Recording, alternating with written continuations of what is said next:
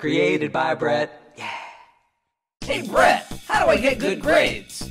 Well, a bunch of other breadheads gave me their tips. You probably have heard some of these, but I'm sure you haven't heard all of these, so hopefully they'll help. Bribe the teacher to give you all the answers. But if you aren't rich, and you don't have anything to blackmail the teacher with, and you want to learn something, here's some good ideas. Turn in all your work. I learned that not doing it doesn't help. You can see what problems you have with different stuff, and then look it up and practice on it. If you want to pass without learning how everything actually works, then you make flashcards. Flashcards for everything. In fact, so many flashcards that every time you walk by a tree, they turn their leaves away from you out of utter contempt. Yeah, about that many flashcards. And after you make the flashcards, you probably have to read them. Hey Brett, they should take a ton of notes, and then in the time when they sleep, they should review them. So I think he's saying, don't sleep. And then a bunch of Brett heads said you have to make a schedule that works and fits with your school and homework requirements. When you come home, take 2 or more hours off to make your homework. And when the 2 hours are done, you can turn on your computer or whatever. Number 2, when you make all your homework, you can raise your hand in more classes and that equals a higher grade.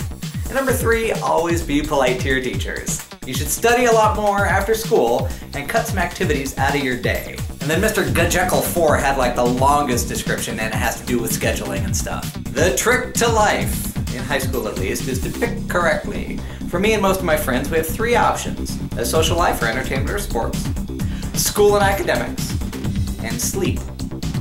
But you can only pick 2 of them. Some people say that they can do all 3, which some people can, but for the majority of kids, just try to balance out your time with friends and sports and schoolwork.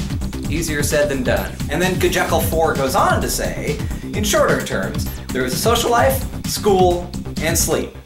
Pick 2 of them and see your results. Projected results: social plus school equals sleepless and cranky and harder to focus in school from lack of sleep.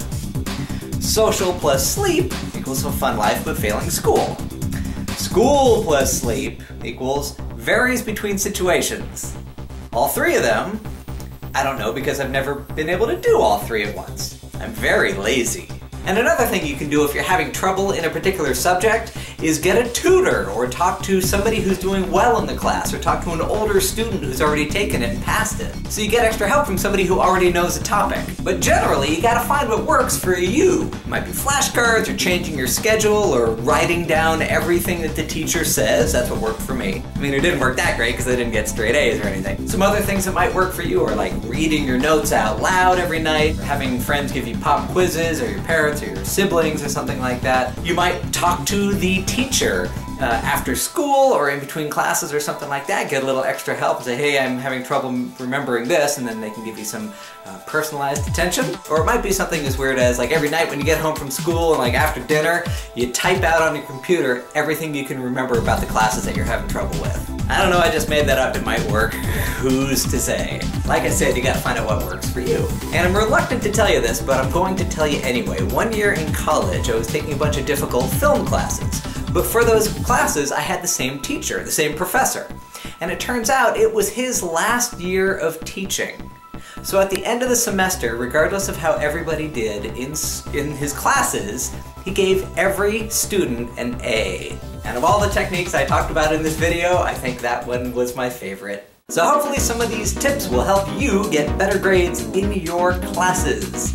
If you're not subscribed yet, please do. And if you have a question about anything, leave it down in the thingy thing. And if I like your question and I can answer it, maybe I'll make you a video next time. Please share this vid